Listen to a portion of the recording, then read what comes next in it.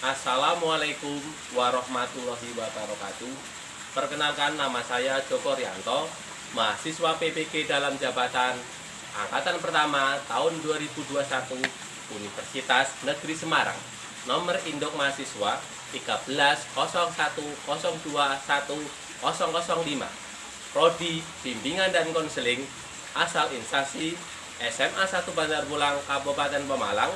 Hari ini Senin 19 Juli 2021 kami akan mempraktikkan konseling individual dengan pendekatan konseling FEBC. Selamat menyaksikan, terima kasih. Wassalamualaikum warahmatullahi wabarakatuh.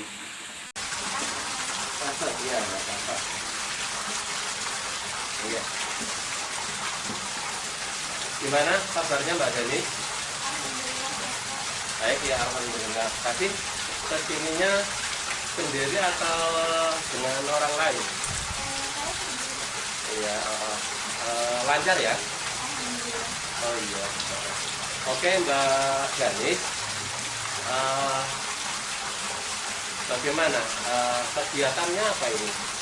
Kegiatannya cuma hari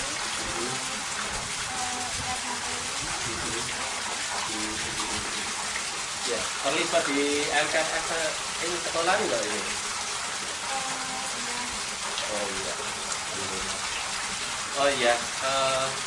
Kemarin kan Mbak Danis menghubungi Pak Joko mau bincang-bincang ya. Itu barangkali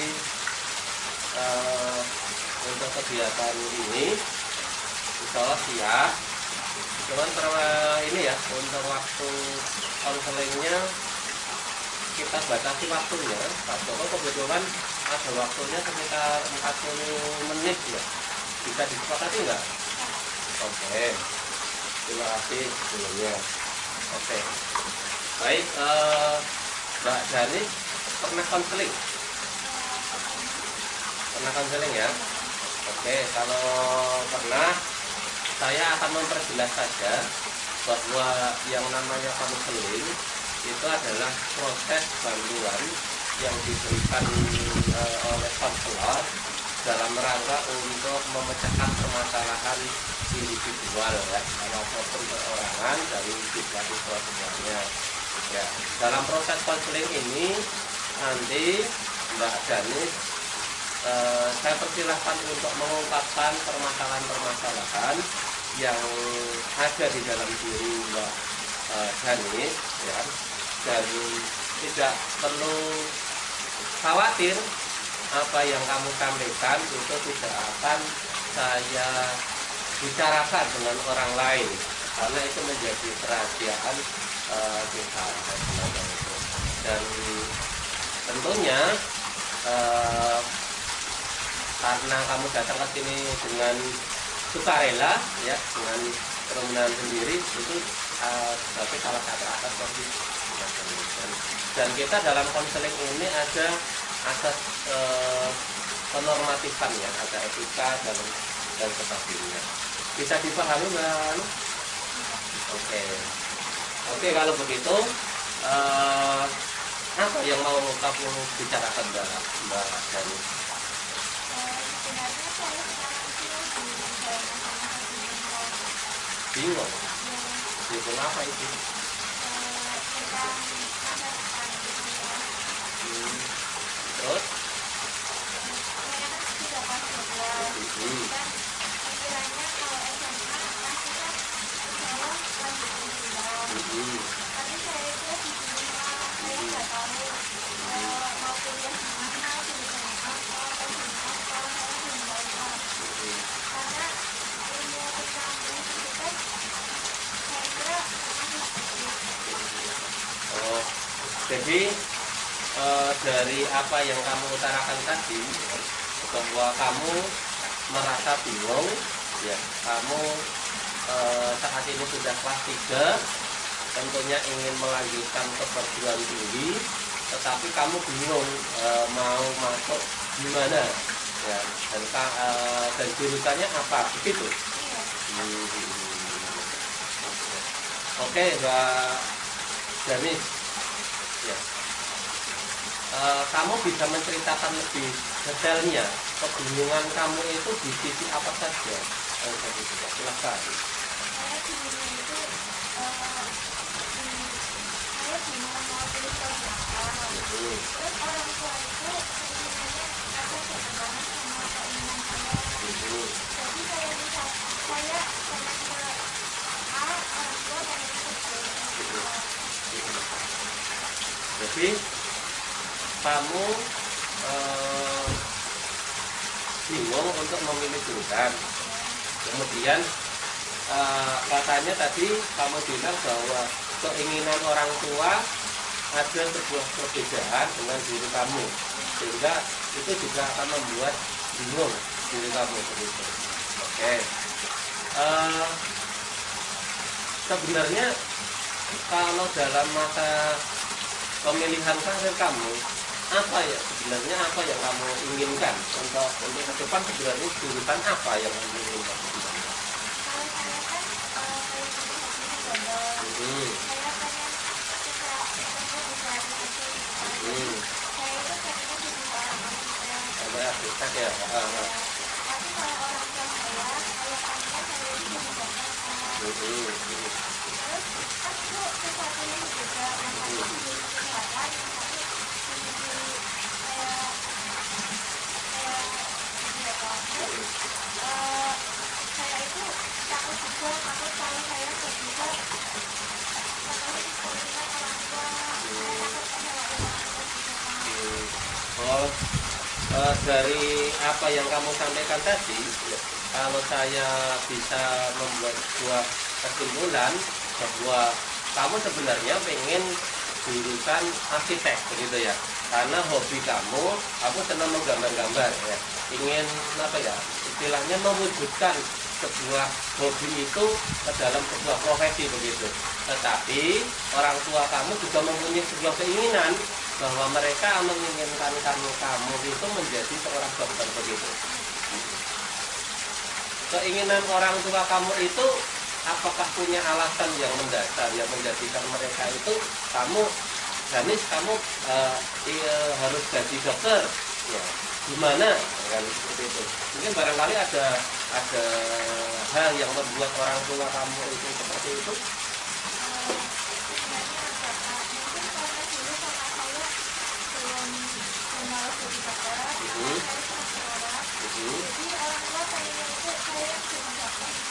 Oh begitu.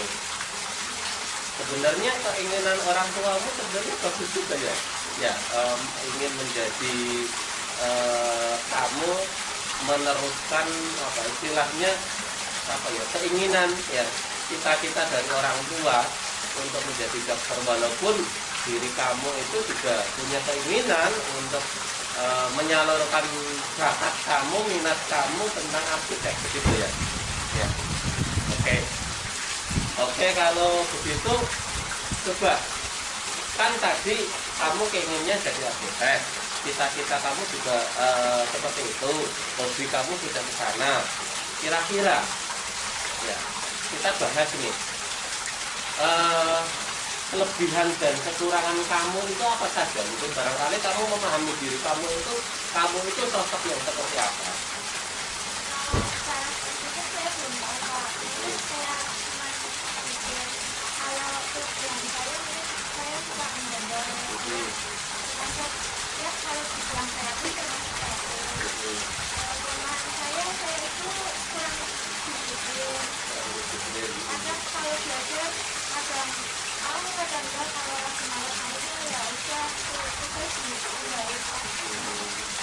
Kalau kaitannya dengan tadi kesehatan, apa kamu tidak punya bakat untuk ke sana atau punya sesuatu hal yang membuat kamu itu tidak terlalu senang untuk kesehatan?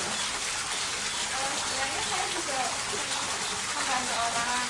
Saya pengen membantu orang itu punya dokter. Saya pengen membantu orang-orang yang belum yang punya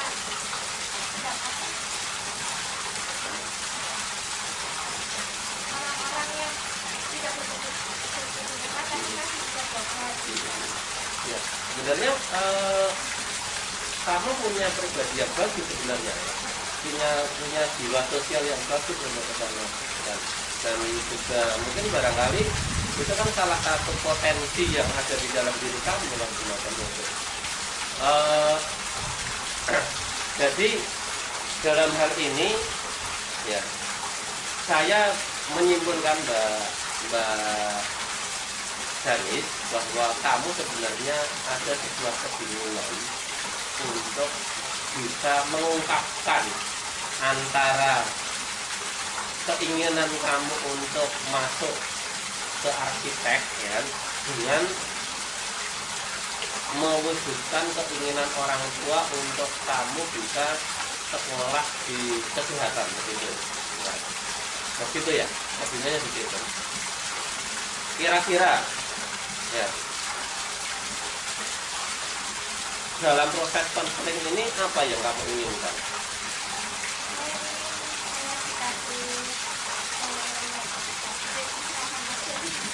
Oh gitu ya. Oke, berarti dalam proses konseling ini kamu ingin setidaknya tercerahkan untuk ke sana ya, untuk bisa mengurangi kebingungan kamu untuk ke sana ya. Oke. Kira-kira Mbak Dani, dengan kamu bingung tadi,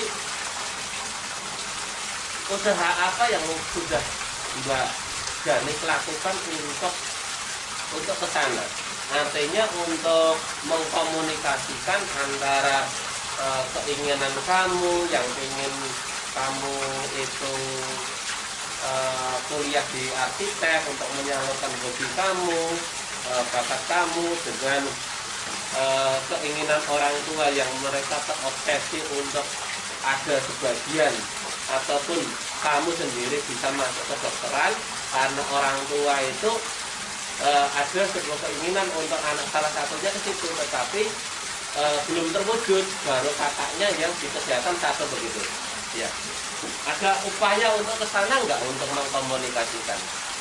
Sebenarnya sudah Kak. Kemarin sore saya di polisi omongin. Terus saya juga pikir gini, oh iya mungkin saya anak kami saya harus bisa mewujudkan apa keinginan orang tua saya. Kalau misal arsitek kan saya cuma gambar-gambar gitu. Saya bisa dapatkan karena sekolah dan juga mungkin upaya saya cuma bisa belajar biar kalau nilai saya tinggi kan teman-teman bisa. Terus yang mungkin saya manut aja sama orang tua. Misal orang tua udah mikirin itu berarti ya insya Allah saya sudah punya. Oh iya. Bagus, itu berarti kamu sudah ada upaya dalam hal ini kamu untuk bisa mengkomunikasikan ya keinginan orang tua kamu ya. Itu sudah bagus, sesuatu yang saya kira sangat bagus sekali ya. Dan itu saya kira bisa setidaknya mengurangi kegagalan kamu. Dan yang berikutnya Mbak Danis, berarti kan kamu sudah berupaya untuk menyampaikan kan, dan saat ini kamu sudah setidaknya ya pengen mewujudkan untuk keinginan orang tua kamu untuk kesehatan. Upaya apa yang Mbak Danis bisa lakukan biar nanti cita-cita orang tua kamu dan juga tadi ya keinginan kamu untuk membahagiakan orang tua kamu untuk masuk ke kedokteran itu bisa terwujud? Apa yang kamu lakukan untuk hal ini? Ya saya cuma bisa belajar. Saya bisa sedikit latihan buat yang SPM-nya. Terus saya nggak lupa itu sekolah. Terus selalu minta rezeki sama orang tua. Oh iya, bagus. Saya kira bagus juga itu.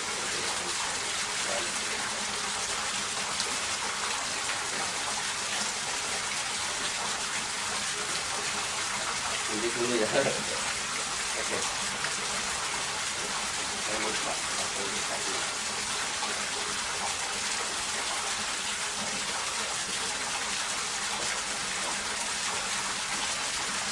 Oke. Oke Mbak Danis.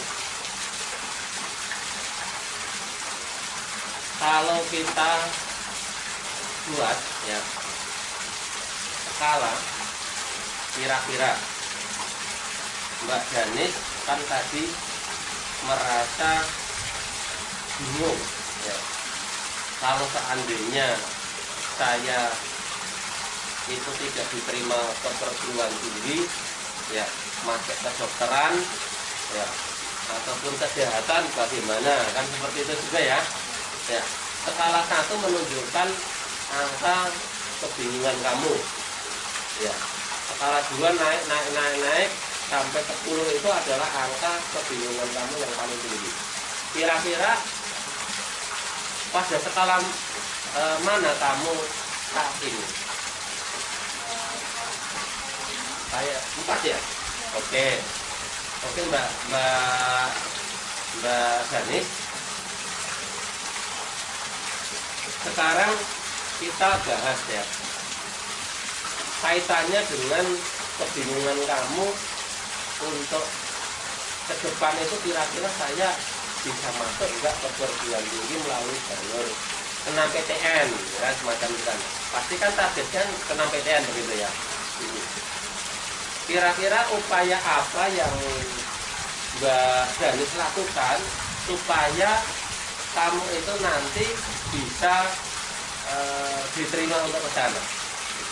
Saya cuma buka mempertahankan dan bisa nilai ini, nilai itu naik turun Kak. Jadi saya nggak bisa mantau. Masa ini tahu-tahu turun, masa ini tahu-tahu turun, kayak gitu Kak. Jadi saya sebenarnya berharap sampai PTN, tapi nggak terlalu berharap Kak. Barangkali saya udah berharap banget juga saya nggak lolos, nanti malah saya itu tes kecewakan sama ekspektasi saya sendiri. Begitu. Sebenarnya apa yang kamu ungkapkan tadi, yang kamu omongkan tadi, bahwa kamu saat ini yang bisa dilakukan adalah berusaha semaksimal mungkin dengan belajar ya, dalam mata pandemi ini, PJJ ini, hanya berupaya semaksimal mungkin, kemudian belajar giat, kemudian mengerjakan tugas, kan seperti itu ya. Ya saya kira itu adalah sesuatu yang memang harus dilakukan, dan itu bagus jika kamu punya paham seperti itu. Saya kira bagaimana Mbak Janis itu bisa berkomunikasi dengan Bapak Ibu ya, Bapak Ibu guru, bahwa kamu akan punya rencana untuk melanjutkan perguruan tinggi, dan itu disampaikan juga kepada Bapak Ibu guru, sehingga setidaknya ketika kamu punya keinginan seperti itu, Bapak Ibu guru juga akan setidaknya memberikan sebuah perhatian ya kan. Ini mumpung di kelas 3 ini tinggal 1 semester lagi, kamu prasyarat untuk memasuki jalur 6 PTN itu di sana ya kan. Nilai yang sudah didapatkan kemarin itu ya sudah bagus. Kemudian bagaimana sisa waktu yang ada di semester kelima ini kamu belajar lebih giat lagi. Itu yang bisa dilakukan. Apalagi kira-kira untuk mewujudkan kamu bisa untuk ke sana, apalagi Mbak Janis? Saya cuma bisa berdoa. Dan saya cuma bisa pakai jalur langit. Oh gitu ya. Iya. Bagus, itu sebenarnya memang harus seperti itu. Jalur langit itu adalah salah satunya yang bisa dilakukan Mbak Janis untuk bisa menggapai cita-cita kamu ya.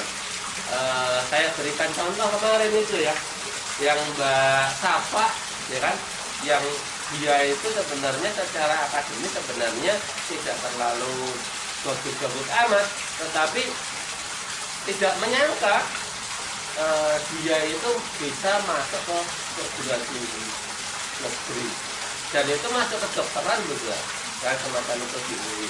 Itu salah satunya adalah ujian langitnya begitu kan, seperti itu. Nah, oke. Yang selanjutnya apa lagi selain itu yang bisa dilakukan? Ya.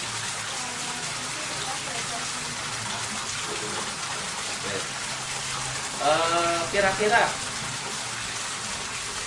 dengan orang tua nggak masalah ya, sudah nggak masalah ya, gitu ya.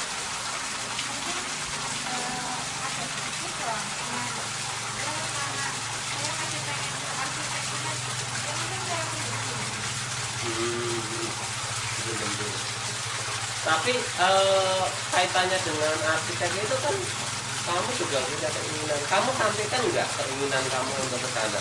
Ada tanggapan nggak orang tua kamu? Ya, saya sampaikan cuma kayak dia nanti arsitek kan bisa beda sama kuliah. Gitu ya. Tapi itu nggak masalah ya berarti ya. Yang jelas Mbak Dani sudah paham bahwa keinginan orang tua untuk bisa masuk ke kesehatan itu sudah dipahami dan itu bisa diterima oleh Mbak Dani ya, dan potensi itu ada di dalam diri kamu begitu ya. Oke gitu ya. Oke. Untuk ke perguruan tinggi orang tua kira-kira punya keinginan untuk kamu itu bisa masuk ke mana? Kalau orang tua pengen saya UGM dan UGM ya, bagus, itu bagus, kamu bisa masuk ke UGM bagus. Ya tentunya untuk masuk ke UGM itu perlu usaha yang betul-betul kuat ya. Sisa waktu yang ada kamu gunakan semaksimal mungkin kalau semacam itu dengan belajar yang giat dan sebagainya. Oke. aja mau. Terus tadi pulang masuk UGM secara umum untuk peluang untuk perguruan tinggi yang tidak ada alumni itu memang seperti itu. Jadi yang menjadi pertimbangan perguruan tinggi untuk bisa masuk itu yang pertama adalah nilai dari anak itu sendiri, kan? Nilainya tentunya diharapkan bagus ya. Naik turunnya yang nggak sedikit nggak apa-apa, naik turun dikit nggak apa-apa, nggak masalah itu kan. Yang kedua kualitas dari sekolah itu sendiri ya. Yang ketiga itu adalah dari alumni yang ada di perguruan tinggi itu ya. Walaupun tetap penyumbang dari alumni itu tidak terlalu besar, tetapi itu menjadi bahan dari perguruan tinggi untuk istilahnya pertimbangan untuk bisa memasukkan ya, semacam itu. 3 hal itu utamanya ya, semacam itu Mbak. Tapi kan saya kira ya kita tidak perlu khawatir ya. Seperti yang Pak Joko tadi beritahu, contohnya ya di tahun kemarin yang 2020 gitu kan, apa pernah SMA 1 Bandar Bulang itu diterima di UI? Kan tidak pernah ada kan? Baru tahun kemarin itu ya, tahun ini 2020 ini yang diterima di UI langsung di jurusan kedokteran ya kan? Mbak Safa itu kan orang pertama yang diterima di UI jalur penampilan. Bahkan se-Kabupaten Pemalang itu yang masuk ke UI jurusan fakultas kedokteran itu baru apa gitu kan. Oh bisa, ya bisa, semua itu serba mungkin gitu kan. Terus UGM bagaimana Pak? UGM secara track record sebenarnya pernah ada di SMA Bandar Bulang yang diterima di sana. Jurusannya geografi, ya geologi. Tapi itu tahun sebelum Pak Joko masuk ke SMA ini, berarti sebelum tahun 2009 pernah ada alumni sini, tapi jalurnya itu jalur tes begitu. Artinya pernah ada, malah ada. Artinya peluang untuk ke sana ya berarti ya ada besar cukup 50% itu sudah hal yang wajar. Apalagi pernah ada yang bertanya, orang mana sebenarnya orang lahirannya semiliran itu, tetapi orang tuanya saat ini tinggalnya di Amir Tadi. Kalau sekarang sudah lulus, sudah dia masuk ke UGM itu tahun 2007-an loh. Ya sekarang sudah kerja. Itu bahasa itu nggak masalah mbak. Ada lagi. Terus kan kalau boleh ada pasar itu ada pilihan satu sama pilihan kedua. Menurutnya Pak Joko, caranya itu pilihan pertama apa pilihan kedua? Pilihan pertama itu adalah, nah menurut saya pilihan yang paling kita inginkan. Ya, pilihan yang paling kita inginkan dan itu mempunyai peluang yang besar untuk diterima. Ya. Ya, untuk peluang yang besar itu kira-kira ya kamu bisa menganalisa kira-kira packing duitnya berapa, ya kan? Kemudian kira-kira pendaftarnya itu berapa, kuotanya berapa, ya kan? Kemudian rata-rata dari mana asalnya dan sebagainya. Ya. Dalam menentukan ini tentunya jurusan ini adalah kita sudah mensuat ya. Kira-kira jurusan itu peluangnya bagaimana, wajahnya nanti gimana. Ya. Itu ditempatkan yang pertama, ya, menjadi pertama. Ya.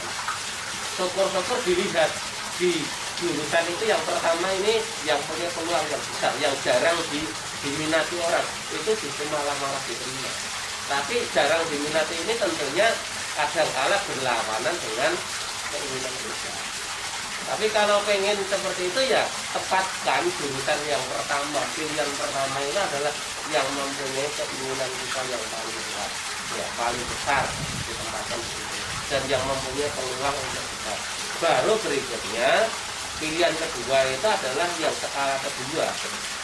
Nah, pilihan kedua yang mungkin peluangnya lebih kecil dari yang pertama.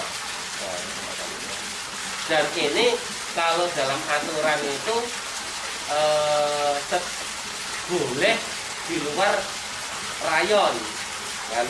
Misalkan salah satunya pilihan satu harus ada di Jaksel, apakah di pilihan pertama atau pilihan kedua. Kalau Mbak Danis pengennya di UGM, berarti pilihan keduanya harus ada di Jaksel, kan? Ya. Atau sebaliknya, kalau pilihan pertamanya ada di Jaksel, maka pilihan keduanya boleh di luar Jaksel, bisa di Jakarta, di Jogja, di Surabaya, itu di wilayah.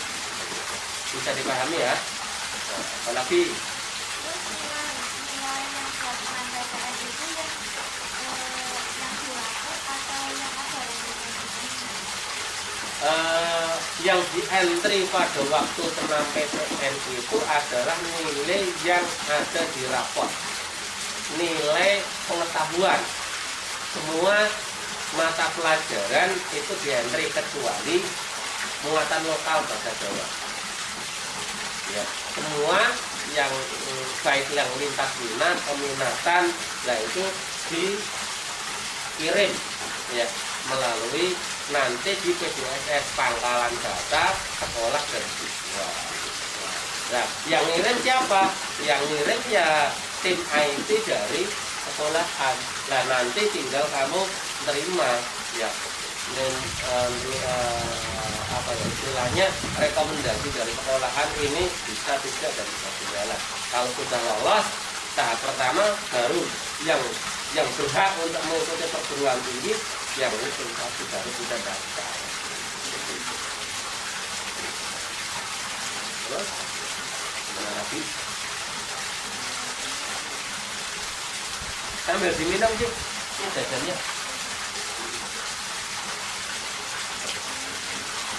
Ya, sisa waktu yang ada kamu gunakan semaksimal mungkin dengan belajar berdiam dan sebagainya. Oke, Kira-kira kalau seandainya ya, kamu punya pemikiran nggak? Kira-kira kamu bisa masuk ke UGM tidak? Kalau dari tentang PTN mungkin pulangnya ke pulangnya kita nggak tahu ya, itu kayak untuk hubungan gitu. Tapi kalau SBM saya usahain dari sekarang saya mulai latihan sama SBM gitu. Saya juga insya Allah lagi ngambil les, jadi ya saya usaha aja lah, usahain ya. Oh iya, sudah bagus saya kira. Apa yang Mbak Tama utarakan tadi, kamu walaupun peluangnya itu saya kira 50% ya kan, kamu harus semangat untuk mengejar untuk ke sana ya, dengan kamu belajar giat, kemudian tadi les ya, ikut les dan sebagainya ya. Untuk planning mungkin karena keinginan orang tua masuk ke kedokteran itu sangat tinggi, dan planning untuk ke swastanya kira-kira ada enggak? Atau mungkin barangkali orang tua kamu itu juga kamu harus ke negeri saja, tidak usah ini dan sebagainya. Semacam itu ada enggak? Itu mungkin belum dibicarakan ya Mas, karena saya juga nggak tahu jadi sama lulus ini apa enggak. Kalau ke swasta mungkin Janis nggak punya uang banyak, jadi orang tua Janis juga yang biasa-biasa aja. Ya mungkin Janis bisa hari ini jadi bisa masuk ke negeri. Begitu ya. Tapi saya kira keinginannya masuk ke negeri ya. Tapi kalau ke swasta ada kemungkinan itu perlu dipertimbangkan kembali dan semacam itu kan. Ya, saya kira itu sesuatu yang memang harus disampaikan kepada orang tua, harus dibicarakan dengan orang tua, bagaimana langkah berikutnya, semacam itu. Dan itu biar ke depan jelas kira-kira ketika tidak diterima itu apa yang dilakukan, apakah ke swasta atau pilih jurusan yang lain, apakah orang tua itu siap menerima dengan jurusan yang lain karena kesehatan perlu dana yang besar, kan semacam itu perlu dibicarakan. Dan itu harus karena memang untuk masuk ke kedokteran ataupun kesehatan itu perlu dana yang cukup besar, dan itu memang harus dilakukan kan semacam itu, biar semuanya clear kalau semacam itu. Begitu ya Mbak. Oke Mbak Janis, gimana kira-kira? Masih ada yang perlu disampaikan dalam hal ini untuk masalah ini? Ada yang lain yang perlu disampaikan, atau masih ada unek-unek yang lain kaitannya dengan arah karir kamu ke depan? Cukup ya? Oke, Mbak Janis, kalau saya tanya kira-kira setelah kegiatan konseling ini ya, kalau saya buat skala ya 1 sampai 10 ya, angka 1 adalah skala kebingungan kamu ya, yang rendah, kemudian naik ke atas dan sebagainya. Kira-kira setelah kegiatan ini berapa skala kamu ini? Iya, nanti. Oke. Iya, oke. Saya kira begitu ya, kegiatan konseling kita. Mudah-mudahan apa yang kamu tadi utarakan ya, kamu sudah pikirkan, bisa kamu lakukan lagi, komunikasikan dengan orang tua kamu tentang ke depan ya, kaitannya dengan apa yang harus dilakukan ketika tidak diterima di perguruan tinggi. Itu perlu disampaikan. Dan saya kira apa yang kamu lakukan dan saat ini untuk mengupayakan agar diterima itu sudah bagus. Dan itu adalah langkah yang paling tepat untuk kamu lakukan untuk saat ini. Karena memang masih 1 semester lagi untuk menuju ke SNMPTN, bahkan 8 bulan lagi untuk masuk ke SBMPTN gitu. Begitu Mbak Janis, selesai ya? Ya. Oke, terima kasih atas waktunya. Mungkin barangkali kita cukupi. Ya, oke. Gitu saja ya. Oke. Terima kasih atas kedatangan kamu untuk bisa berbincang-bincang tentang masalah kamu dan mudah-mudahan bisa memberikan solusi